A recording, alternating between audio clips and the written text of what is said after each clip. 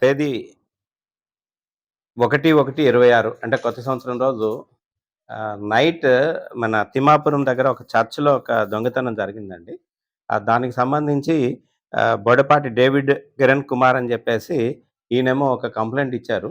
మా చర్చ్‌లోకి వెనుక వైపు నుంచి వచ్చి ఆ కిటికీ తాలూకా ఫ్రేమ్ ఊడదీసి లోపలికి ఎంటర్ అయ్యి లోపల ఉన్న ఒక సౌండ్ మిక్సర్, పిఏ సిస్టమ్‌కి సంబంధించిన సౌండ్ మిక్సర్ ఒకటి, తర్వాత పియానో ఒకటి, లాంగ్ పియానో ఒకటి దొంగతనం జరిగింది అని జెప్పేసి ఒక రిపోర్ట్ ఇవ్వడం జరిగింది. దాన్ని బేస్ చేసుకొని ఎస్ రాయవరం సబ్ ఇన్స్‌పెక్టర్ గారు ఒక థెఫ్ట్ కేస్ ఒకటి 457(380) ఐపీసీ కింద ఆహ్, అది అంటే ప్రెజెంట్ బిఎన్ఎస్ చట్టం అయితే section 331 clause 4, section 305 clause 2 BNS act కింద ఎఫ్ఐఆర్ ఇష్యూ చేసి దర్యాప్తు ప్రారంభించారు.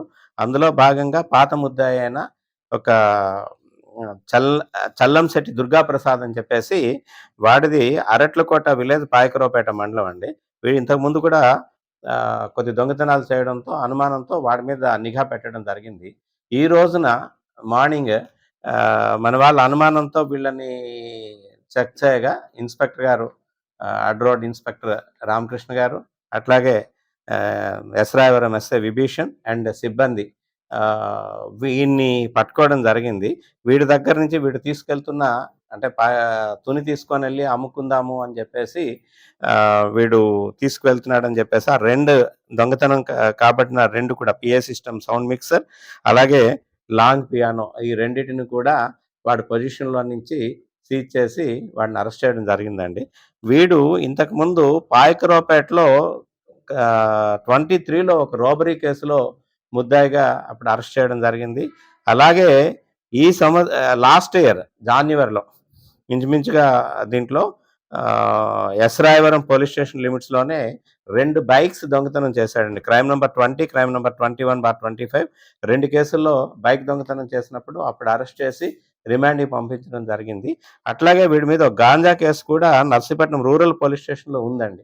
వీళ్ళ తాలూకా ఎంఓ ఏంటంటే ఇక్కడ బైక్స్ దొంగతనాలు చేయడం, ఏజెన్సీకి తీసుకొనెళ్ళి ఏజెన్సీ వాళ్ళకి ఈ గాంజా స్మగ్లర్స్‌కి ఇచ్చి అక్కడి నుంచి గా వాళ్ళ దగ్గర నుంచి గాంజా కొనుక్కోవడం, తీసుకురావడం ఇట్లాంటి బిజినెస్ వీళ్ళు చేస్తుంటారు.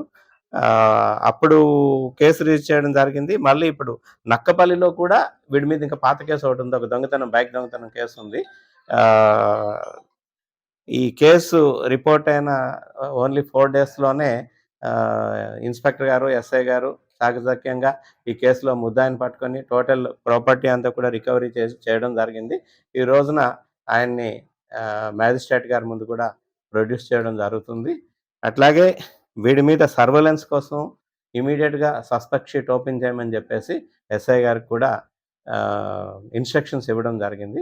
ఎస్పీ గారు కూడా ఇమ్మీడియేట్‌గా with no time case detect చేసినందుకు గాను ఈ టీమ్‌నంతటిని కూడా